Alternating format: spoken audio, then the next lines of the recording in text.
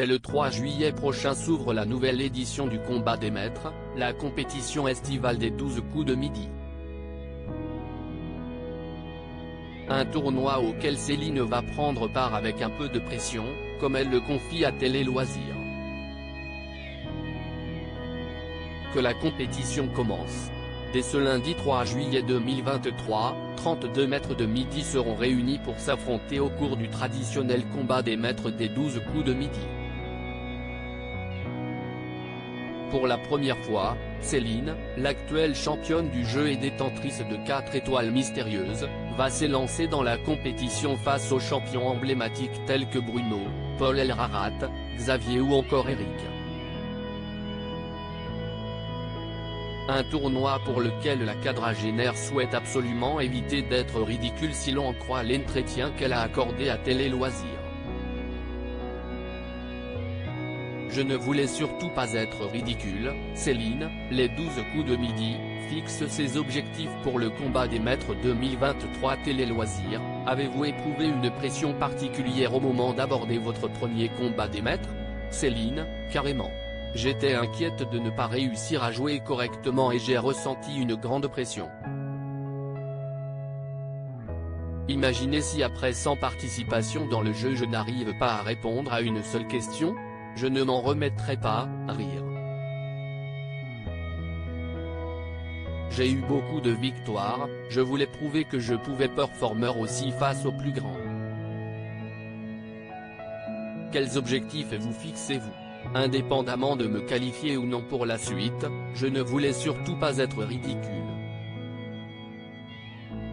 Encore une fois, le reste est du bonus, comme je le dis toujours, sourire. Cette invitation, à participer, représente-t-elle un accomplissement? Je ne pensais même pas qu'on me le proposerait. J'étais très flattée et très contente. Ce n'était pas un objectif initialement, mais ça ne pouvait que me rendre très heureuse. Céline, les 12 coups de midi, surprise par le regard des autres maîtres de midi dans le combat des maîtres, je ne pensais pas qu'ils me connaissaient. Avez-vous apprécié d'être confronté au plus grand maître de midi? C'était génial.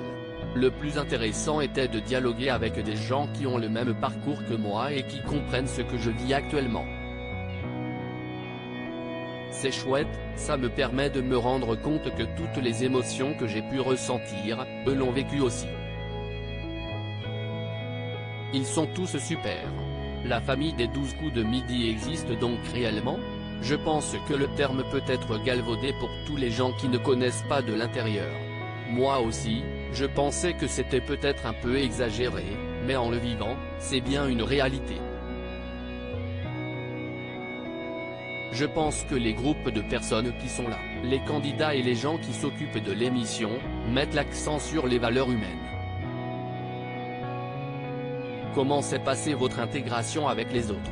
Avec les nouveaux arrivants de l'étape, Stéphane, Florian et Nicolas, nous avons beaucoup sympathisé. Avec d'autres maîtres de midi beaucoup plus installés aussi. Certains m'ont même dit « Oh Céline, tu es encore là ?» C'était très rigolo. Était-ce perturbant de rencontrer des gens qui vous connaissent, sans les connaître? C'est extrêmement bizarre, rire.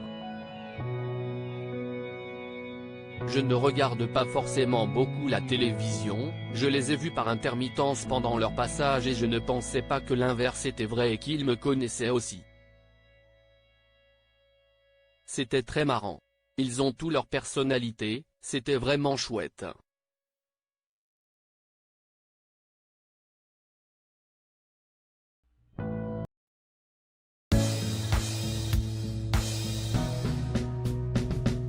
But there's all times through the rough times